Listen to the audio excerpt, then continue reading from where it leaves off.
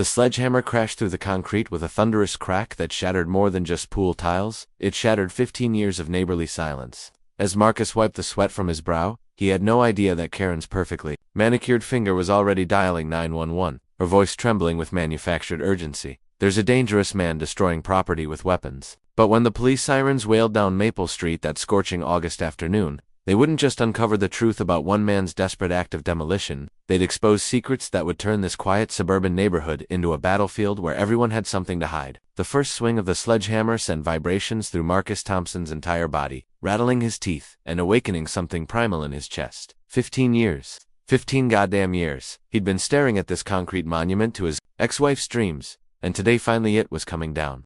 Jesus, Marcus, you sure about this?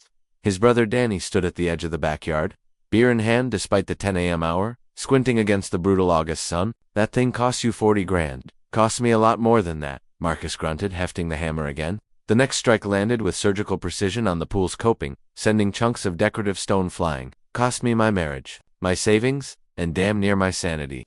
The pool had been Jennifer's idea, of course. Everything in their old life had been Jennifer's idea. The Mediterranean-style house with its terracotta roof tiles that leaked every winter, the imported Italian marble countertops that showed every fingerprint, the landscaping that required a full-time gardener, and monthly treatments that cost more than most people's rent. But the pool had been her crown jewel. Kidney-shaped with a built-in spa, underwater lighting that could cycle through 16 different colors, and a waterfall feature that sounded like a babbling brook but ate electricity like a mining operation. She'd thrown pool parties every weekend that summer they'd installed it, inviting her book club friends and their husbands, showing off like some suburban peacock. Now, 3 years after the divorce, 2 years after she'd moved to Phoenix with her personal trainer, the pool sat empty and cracking, a concrete crater filled with dead leaves, broken glass, and the lingering ghost of better times. Crack. Another chunk of concrete exploded outward. Marcus felt sweat streaming down his back, soaking through his old Navy tee. The physical exertion felt good cleansing. Even each strike was a small victory against the past. Against the monthly maintenance bills that had continued long after Jennifer left, against the insurance nightmares and the city code violations that had been piling up like autumn leaves. You know she's watching, Danny said, nodding toward the house next door. Marcus didn't need to look. He could feel Karen Whitmore's eyes boring into him from behind her kitchen curtains, like twin laser beams. Karen with her perfectly maintained lawn that looked like it belonged on a golf course, her solar panels arranged in mathematical precision, and her white BMW that got washed twice a week whether it needed it or not. Karen, who had called the city about his unsightly pool maintenance issues 6 times in the past year. Karen, who had somehow gotten herself elected to the Homeowners Association board specifically, it seemed, to make his life more difficult. Karen, who was probably already composing another one of her passive-aggressive emails about property values and neighborhood standards. Let her watch today. He was done caring what Karen Whitmore thought. Crash. The sledgehammer found a weak point where the pool's wall met the deck, and a satisfying spider web of cracks spread outward. Marcus allowed himself a moment of savage satisfaction. The demolition company had quoted him $8,000 to remove the pool, properly money he didn't have after the divorce settlement, the lawyer fees, and the ongoing child support payments for kids he only saw every other weekend. A sledgehammer from Home Depot. $17,999. Sometimes the simple solutions were the best solutions.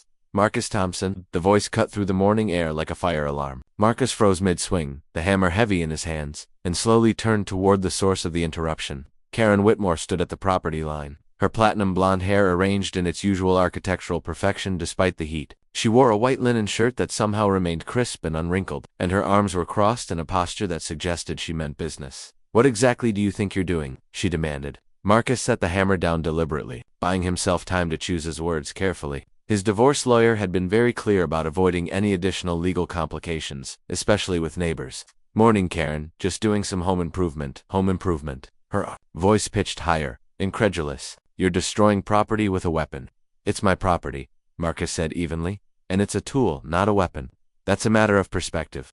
Karen stepped closer to the fence line, her expensive sandals clicking against her perfect patio stones. I hope you have the proper permits for this kind of demolition work. Of course, she'd go straight to permits. Marcus had been expecting this, but it still irritated him like sand in his shoes. It's a DIY project on my own property, Karen. I don't need permits to remove my own pool. Actually, according to City Ordinance 47B, any structural demolition requires. Jesus Christ, Karen. The words exploded out of him before he could stop them. Can't you just mind your own business for once? Her mouth snapped shut, and her eyes went wide with what looked like genuine shock. In all their years as neighbors, Through all the passive-aggressive notes and HOA complaints and property line disputes, Marcus had never raised his voice at her. He'd been polite, diplomatic, endlessly patient. But patience, apparently, had its limits. "I beg your pardon," she said, her voice dropping to a dangerous whisper. "You heard me." Marcus felt something breaking loose inside his chest, like a dam giving way. "For 15 years, I've listened to your complaints about my grass height, my mailbox color, my garbage can placement, and God knows what else.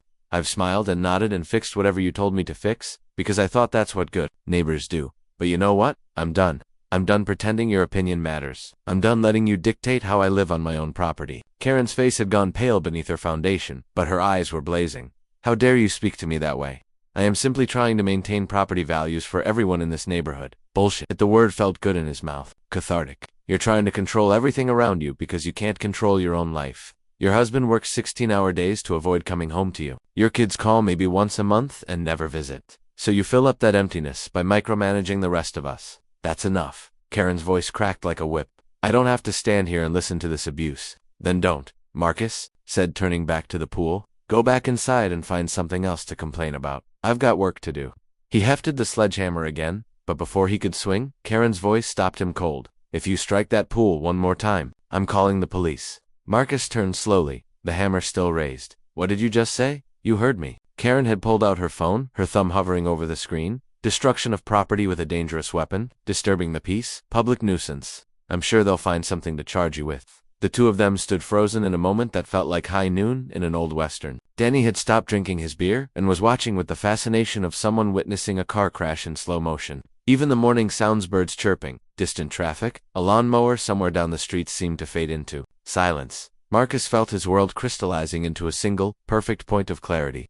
For years, he'd been playing by everyone else's rules. Jennifer's rules about what their house should look like, what their marriage should be, what kind of man he should become. The bank's rules about mortgage payments and interest rates. The court's rules about asset division and custody schedules. And Karen's rules about how to be a proper neighbor. But this was his house now, his property, his life, his choice. Marcus raised the sledgehammer higher. "Go ahead," he said quietly. "Call them." And he brought the hammer down with every ounce of strength in his body. The impact was tremendous. The pool's wall cracked vertically from the strike point to the bottom, and a section of coping stone collapsed into the empty deep end with a crash that echoed off the surrounding houses like thunder. Karen's fingers flew across her phone screen. 911.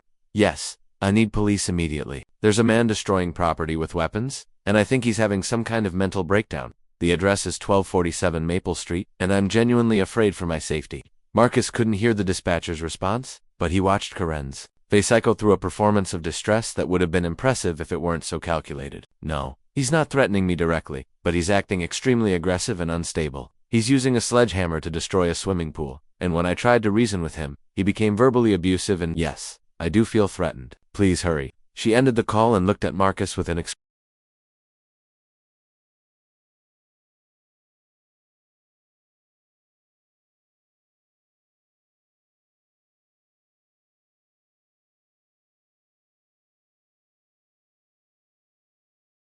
Officer Miguel Santos stepped out of his patrol car with the practiced calm of someone who'd responded to thousands of domestic disturbance calls. But something about this one felt different. His partner, Officer Jennifer Walsh, emerged from the passenger side, her hand instinctively checking the position of her radio as she surveyed the scene. The 911 call had been specific: aggressive male with weapons, possible mental health crisis, female caller in fear for her safety. Standard procedure would be to secure the scene, separate the parties, and de-escalate whatever suburban drama was unfolding. But what Santos saw didn't match the urgency in the dispatcher's voice. A middle-aged man in a sweat-stained navy t-shirt stood next to what appeared to be a demolished swimming pool, holding a sledgehammer with the casual grip of someone who'd been doing honest work. No signs of agitation, no threatening posture, no indication that he was in the middle of a mental breakdown. The man, Marcus Thompson, according to the address, actually smiled and raised his hand in greeting. "Morning, officers," Marcus called out, setting the sledgehammer down against the pool's edge. "I'm guessing someone called about the noise." Santos exchanged a quick glance with Walsh. This wasn't the behavior they'd expected from someone allegedly having a violent episode. "Sir, we received a report of a disturbance," Walsh said, approaching slowly with her hands visible but ready. "Are you the homeowner?" "I am, Marcus Thompson." He gestured toward the destroyed pool. "Sorry if the demolition work disturbed anyone. I know it's been pretty loud." "Demolition work?" Santos looked at the crater that had once been a swimming pool. Chunks of concrete and tile were scattered across the backyard like the remains of a small explosion. This is your pool. Was my pool? Marcus corrected. Been trying to get rid of it for months? Finally decided to take matters into my own hands. Before either officer could respond, a woman's voice cut across the yard with the precision of a blade. Officers? Thank God you're here. Karen Whitmore approached from the neighboring property, moving with the purposeful stride of someone accustomed to being heard. She'd changed from her linen shirt into something more conservative, a navy blazer that suggested both authority and respectability. Ma'am, are you the one who called 911? Walsh asked. I am, Karen Whitmore, 1249 Maple Street. She gestured toward Marcus with barely contained indignation. This man has been destroying property with weapons all morning, and when I tried to speak with him reasonably, he became verbally aggressive and threatening. Santos studied Marcus's face, looking for signs of the aggression Karen described. The man looked tired, sweaty, and maybe a little defiant, but not dangerous, not unstable. Sir, is this your property we're standing on? Santos asked. Yes, sir. Bought it in 2009. Been making payments ever since. Marcus pulled a wallet from his back pocket and extracted his driver's license. Here's my ID. Address matches. Walsh examined the license while Santos turned to Karen. Ma'am, can you describe exactly what happened that made you feel threatened? Karen's response was immediate and detailed, as if she'd been rehearsing it. He was destroying the pool with a sledgehammer, which is clearly a weapon, making tremendous noise and disturbing the entire neighborhood. When I approached him, as a concerned neighbor, to discuss the situation civilly, he began screaming profanities at me, making personal attacks about my family, and generally behaving in an aggressive and unstable manner. Did he threaten you physically? Walsh asked. Well, not in so many words, but his tone was extremely threatening, and he was holding that sledgehammer the entire time. Santos looked back at Marcus, who was leaning against what remained of the pool wall with his arms crossed, waiting patiently for his turn to speak. Sir, can you tell us your version of what happened? Marcus was quiet for a moment, as if choosing his words carefully. Officer, I've been trying to remove this pool for over a year. It's been empty, it's cracking, it's become a liability and an eyesore. The city's been on me about code violations, my insurance company's been threatening to drop my coverage, and I can't afford to have it removed professionally. He gestured toward the demolition. So I decided to do it myself. It's my property, it's my pool, and as far as I know, I'm not breaking any laws. What about Mrs. Whitmore's claim that you were aggressive toward her? Marcus looked directly at Karen, and Santos caught something passing between them: years of accumulated tension, old grudges, and the kind of neighborly animosity that could simmer for decades before boiling over. I'll admit I lost my temper, Marcus said finally. Karen, Mrs. Whitmore has a history of calling the city about various issues with my property. Grass height, mailbox placement, holiday decorations left up too long. When she came over this morning threatening to report me for not having permits, I let my frustration show. He was screaming at me, Karen interjected, using foul language and making horrible personal attacks. Ma'am, please let him finish, Walsh said gently. Marcus continued. I raised my voice, and I said some things I probably shouldn't have said, but I never threatened her, and I never directed any aggression toward her person. I was destroying my own property on my own land. Santos had been a cop for 12 years, and he'd developed a pretty good sense for when people were lying. Marcus Thompson seemed tired, frustrated, maybe pushed to his limit, but he didn't seem dangerous. His story was consistent, his body language was open, and everything about the scene suggested exactly what he claimed: a homeowner doing demo work on his own property. Karen Whitmore, on the other hand, seemed to be working very hard to maintain her version of events. Mrs. Whitmore, Santos said, when you called 911, you reported that Mr. Thompson was destroying property with weapons, and that you feared for your safety. Looking at the situation now, would you say that was an accurate description? For the first time since they'd arrived, Karen hesitated. Well, I mean, he was using a sledgehammer. On his own pool, Walsh pointed out. But the noise and his behavior. Ma'am, did Mr. Thompson make any specific threats against you? Another pause. Not specific threats, but did he approach you in a threatening manner? No, but did he raise the sledgehammer toward you or gesture with it in a way that made you feel physically threatened? Karen's face was beginning to flush. Not exactly, but the whole situation, Mrs. Whitmore, Santos said, his voice taking on a more serious tone. Filing false police reports is a misdemeanor offense. Before we proceed, I want to make sure you're certain about your version of events. The color drained from Karen's face so quickly that Santos thought she might faint. False report? I never said it was a false report. I was genuinely concerned about a man doing demolition work on his own property. You don't understand, Karen said, her composure finally cracking. This neighborhood has standards, property values. We have rules for a reason, and when people just do whatever they want without regard for anyone else. Santos exchanged another look with Walsh. They'd been down this road before. Neighborhood disputes that escalated beyond all reason because someone couldn't let go of control. Mrs. Whitmore, Do you have reason to believe Mr. Thompson was breaking any laws this morning? Well, there are city ordinances about demolition permits. Are you a city building inspector? No, but then that's not really your concern, is it? The silence that followed was heavy with the weight of Karen's realization that she'd made a serious miscalculation. She looked from Santos to Walsh to Marcus, her perfect composure crumbling like the concrete around Marcus's pool. Officers, Marcus said quietly, I appreciate you coming out, but I think this has been a misunderstanding. Mrs. Whitmore was concerned about the noise and disruption, which I understand. Maybe we just need to work out a schedule that's more considerate of the neighbors. Santos was impressed. Despite being falsely reported to the police, despite having his morning interrupted by squad cars and accusations, Marcus Thompson was offering an olive branch, but Karen Whitmore wasn't ready to accept it. This isn't over, she said, her voice tight with humiliation and anger. I'm calling the city about permits. I'm calling the HOA about property standards violations. I'm calling my lawyer about noise ordinances and public nuisances. The change in Marcus's expression was subtle but unmistakable. The reasonable, accommodating neighbor disappeared, replaced by something harder. Karen, he said quietly, you might want to be careful about calling too much attention to this neighborhood. What's that supposed to mean? Marcus looked at her for a long moment, then glanced at the officers. Nothing. Forget I said anything. But Santos caught the undercurrent in his voice, and he saw how Karen's face went pale again at Marcus's words. Actually, Santos said, Mr. Thompson, what did you mean by that? Marcus shook his head. Nothing, officer. Just. Sometimes when you start turning over rocks, you find things you weren't looking for. What kind of things?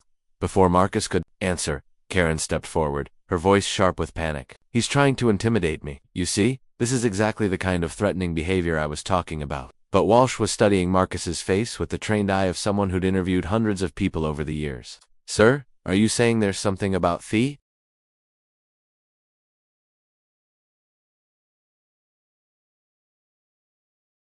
The police cars had been gone for 20 minutes, but Karen Whitmore remained frozen at her property line like a woman turned to salt. Marcus continued his demolition work with methodical precision, each swing of the sledgehammer punctuating the silence that had settled over Maple Street like fog. Danny had retreated to the deck with another beer, watching his brother work with a mixture of admiration and concern. You sure you want to poke that hornet's nest? He called out during a brief pause in the hammering. Marcus wiped sweat from his forehead and looked at Karen's motionless figure. Hornets only sting when they feel threatened. Danny, I'm just making sure she understands who's really got the nest around here. But even as he said it, Marcus felt an unexpected pang of something that might have been guilt. He'd been holding Karen's secrets for 15 years, watching her perfect facade, while knowing about the cracks underneath. The affair with the college student had started 18 months ago. Marcus had first noticed the blue Honda when he'd been up late dealing with Emma's fever, watching through his daughter's bedroom window as Karen let a young man with dark hair and nervous energy into her house at 11 p.m. on a Tuesday. The tax issues he'd discovered by accident, but he'd chosen to remember them. Karen ran a small interior design business out of her home, and she'd been less than careful about disposal of financial documents. Over the years, Marcus had collected quite a portfolio of information about cash payments never reported, business expenses that were clearly personal, and deductions that would make an IRS agent's eyes light up like slot machines. He'd never intended to use any of it. But then again, he'd never intended to be pushed this far. The sound of a car door slamming broke the morning stillness. Marcus looked up to see a white BMW pulling into Karen's driveway, not Karen's usual car, but one he recognized nonetheless. Dr. Richard Whitmore stepped out of his sedan with the careful movements of a man who'd been working 18-hour shifts at the hospital. Even from across the yard, Marcus could see the exhaustion in his shoulders, the way he moved like someone carrying invisible weight. Richard was a good man, as far as Marcus knew, dedicated surgeon, devoted father to his 2 grown children, pillar of the community. He'd always been polite during their brief interactions over the years, a wave across the yard, a nod at the mailbox, the occasional comment about the weather. He had no idea his wife was sleeping with a 23-year-old philosophy major named Trevor, who drove a Honda Civic and wrote terrible poetry that he sometimes left in Karen's mailbox. Karen, Richard's voice carried across the yard with genuine concern. I got your text about police cars. What happened? Karen turned toward her husband with movements so stiff she looked like a marionette. Nothing, she said quickly. Just a misunderstanding with the neighbor. Richard looked toward Marcus, who raised his hand in a friendly wave. Everything okay over there, Marcus? Just fine, Doc, Marcus called back. Sorry if the noise disturbed you. Trying to get this pool removed before winter. No problem at all. Hard work keeps a man honest, right? The irony of the statement hung in the air like smoke. Marcus caught Karen's flinch and felt that guilt twist in his stomach again. Richard, Karen said, her voice tight, you should get some sleep. You've been at the hospital for 36 hours. Richard finished, rubbing his eyes. But I wanted to make sure everything was all right here first. Your text sounded. He paused, studying his wife's face with the diagnostic attention of a man trained to spot symptoms. Karen, are you feeling okay? You look pale. I'm fine, just tired. Maybe you should come inside. Get some rest yourself. Richard's voice carried the gentle authority of someone accustomed to caring for people. We could both use a nap.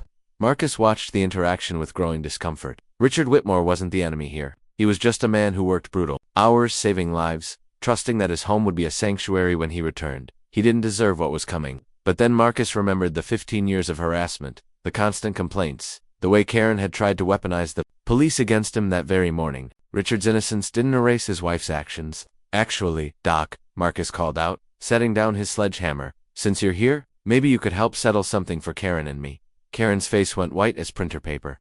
Marcus, don't what? Richard asked, his attention shifting between them with the focused curiosity of a trained observer. What kind of something? Marcus walked closer to the property line, his movements casual but purposeful. While Karen's been concerned about property values lately, making sure everyone follows the rules, maintains standards, that sort of thing. That's admirable, Richard said slowly, sensing undercurrents he couldn't identify. I agree completely. It's important for neighbors to look out for each other, don't you think? Make sure everyone's being honest and above board? Karen made a sound that might have been a whimper. Marcus, she whispered, please. But Richard was fully alert now, his medical training kicking in as he recognized signs of distress in his wife. Karen, what's going on? You're shaking? I'm not. Yes, you are. Richard moved closer to his wife, his voice taking on the gentle but firm tone he probably used with frightened patients. And your breathing is shallow. You're having an anxiety response to something. Marcus felt the moment crystallizing around him like ice forming on a window.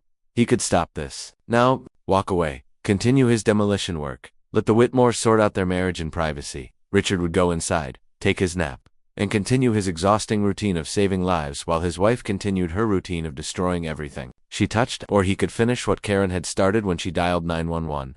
Doc, Marcus said quietly, when was the last time you were home on a Tuesday night? The question hit Richard like a physical blow. Marcus could see the moment when the pieces started falling into place. The way Richard's eyes widened slightly, the subtle shift in his posture as his mind began working through possibilities he'd probably never allowed himself to consider. What kind of question is that? Richard asked, but his voice lacked conviction.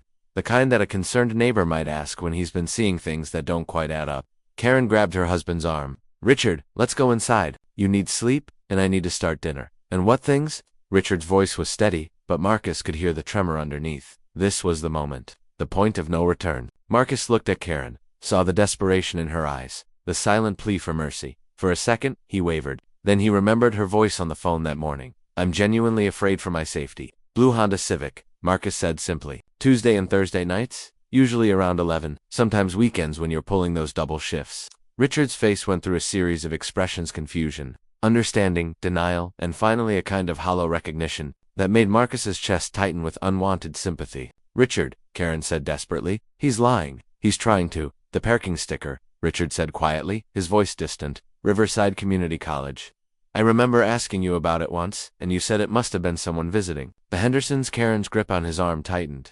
That's right, it was just but the Hendersons moved to Florida 8 months ago. The silence that followed was so complete that Marcus could hear a dog barking 3 blocks away. Richard looked at his wife with the expression of a man watching his entire world reorganize itself into shapes he didn't recognize. Karen, there's something you need to tell me. Karen's voice broke. I can explain, can you? Richard's medical composure was beginning to crack, revealing something raw and wounded underneath. Can you explain why there's been a car in our driveway that belongs to someone young enough to be our son? On nights when I'm at the hospital saving lives? Richard, please. It's not what it looks like. Richard's voice rose for the first time since Marcus had known him.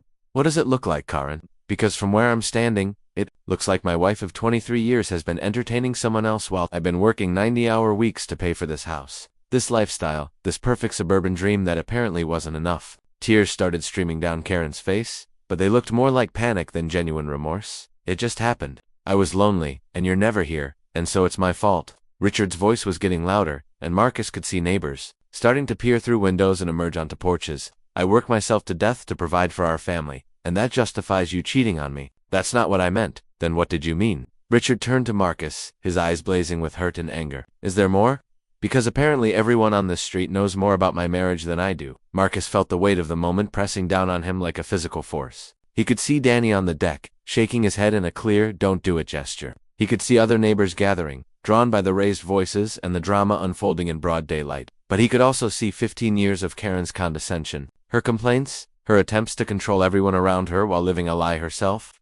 Doc, he said quietly, maybe this is a conversation you and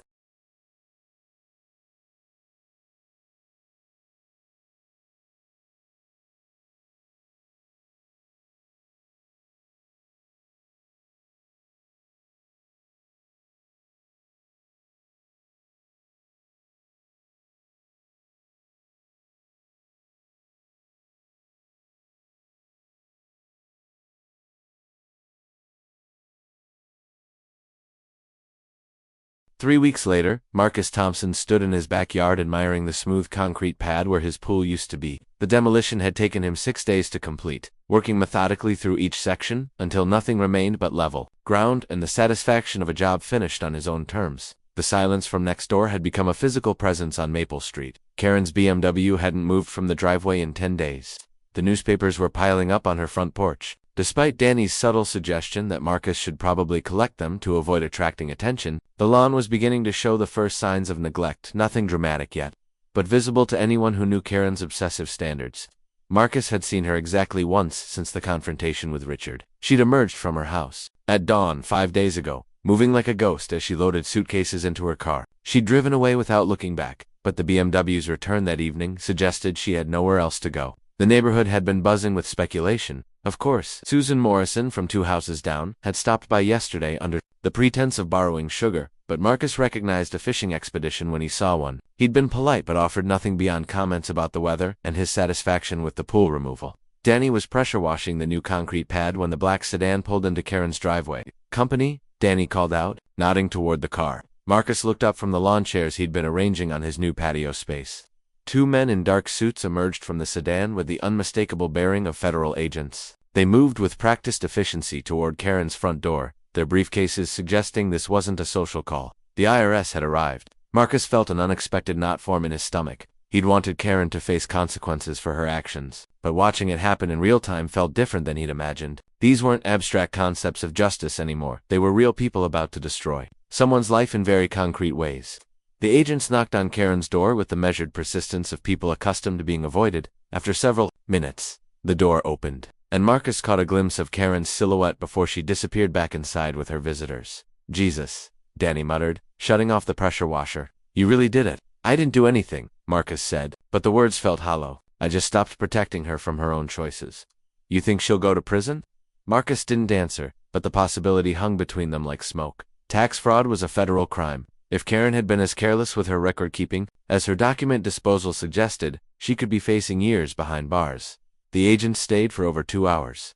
When they finally emerged, they carried several boxes and a laptop computer. Karen appeared in her doorway as they loaded their vehicle, her face a mask of devastation that was visible even from Marcus's backyard. She looked directly at him across the yard, and for a moment, Marcus saw past the anger and manipulation to something that might have been genuine human fear. Then she closed her door, and Marcus didn't see her again for another week. The call came on a Tuesday evening while Marcus was helping Emma with her algebra homework. She was visiting for his custody weekend, her books spread across the kitchen table that had once hosted Jennifer's elaborate dinner parties. "Dad, you're not paying attention," Emma said, tapping her pencil against her worksheet with the infinite patience of a 13-year-old dealing with adult distraction. "Sorry, sweetheart. You were saying something about X equals." The phone rang, cutting through the domestic peace Marcus had been trying to rebuild since the divorce. He glanced at the caller ID and felt his stomach drop. "Richard Whitmore." "I'll be right back," he told Emma, stepping onto the back deck before answering. "Hello, Doc, I'm Marcus." Richard's voice sounded like it had been dragged across gravel. "I need to talk to you." "Of course. How are you holding up?" A bitter laugh. "How do you think? My wife is probably going to federal prison. My house is collateral for her tax penalties, and I'm discovering that 23 years of my life were built on lies I was too exhausted to notice." Marcus closed his eyes. "Richard, I'm sorry. I never intended to stop." Richard's voice cut through his apology. "That's not why I'm calling." Marcus waited, listening to the sound of Richard's breathing on the other end of the line. "I wanted to thank you," Richard said finally. The words hit Marcus like a physical blow. "What? You heard me. I'm thanking you for telling me the truth. Doc, I destroyed your marriage." "No, you didn't. Karen destroyed my marriage. You just stopped helping her hide it." Richard paused, and Marcus could hear the sound of ice clinking in a glass. "Do you know what I found when I went through her business records?" Marcus didn't answer. She's been skimming cash for years, not just failing to report income, actively stealing from clients, inflating expenses, creating fake receipts. The woman I've been killing myself to support has been running a criminal enterprise out of our home while I was at the hospital saving lives. Jesus, Richard, it gets better. The affair with the college kid, that's been going on for 2 years, not 18 months. And there were others before him, probably dozens of others over the years, all while I was working 90-hour weeks. To give her the perfect suburban life, she demanded. Marcus felt sick. He'd known about the current affair and the tax issues, but he hadn't suspected the scope of Karen's deception. The lawyers tell me I might be able to avoid criminal liability if I cooperate fully with the investigation, Richard continued. Turn over all her records, testify about what I knew and when I knew it, basically throw my wife under the bus to save my medical license. Will you do it? Another bitter laugh. I already did it yesterday, gave them everything I could find, and promised full cooperation with their investigation. The silence stretched between them like a chasm. Marcus, if you hadn't told me the truth that day, I would have kept living the lie. I would have kept working myself to death for a woman who was stealing from clients and sleeping with college students. I would have been complicit in federal crimes without even knowing it. But your marriage was over the day she decided to betray everything we built together. You didn't end my marriage, Marcus. You saved me from wasting any more of my life on someone who never deserved it. Marcus looked through the kitchen window at Emma, bent over her homework with the focused concentration that reminded him so much of her mother. His own divorce had been devastating, but at least it had been honest. Jennifer had wanted different things, and she'd been brave enough to say so instead of living a lie. What happens now? Marcus asked. Now I pick up the pieces and try to build something real for the first time in decades. Richard's voice was getting stronger, more determined. I'm selling the house, paying off Karen's tax debts, and starting over. 52 years old, and I'm finally going to find out who I am when I'm not being slowly destroyed by someone else's lies. Where will you go? Doctors Without Borders offered me a position in Guatemala. 6-month rotations. Real work, helping people who actually need help instead of maintaining the lifestyle of someone who is robbing me blind. Marcus found himself smiling despite everything. That sounds perfect for you, Doc. It does, doesn't it? For the first time since Marcus had known him, Richard Whitmore sounded genuinely happy. I wanted to call and tell you that before I left. What you did took courage, Marcus. It would have been easier to stay quiet and let me keep living the Lee. I'm not sure courage is the right word. What would you call it? Marcus thought about that morning 3 weeks ago. Standing in his backyard with a sledgehammer in his hands and Karen threatening to call the police, he thought about the choice he'd made to stop protecting someone else's lies at the expense of his own peace. Self-defense, he said finally. Richard laughed, a real laugh this time, not bitter or broken. I like that. Self-defense against other people's bullshit. Something like that. Well, whatever you call it, it saved my life. So thank you. Marcus, thank you for caring enough about a neighbor to tell him the truth. After Richard hung up, Marcus stood on his deck for a long time, looking at the empty concrete pad where his pool used to be. Tomorrow, he was having a contractor come to give him an estimate on building a workshop in that space, somewhere he could work with his hands, build things, create something useful instead of maintaining something beautiful but hollow. Emma appeared in the doorway behind him. Dad, are you okay?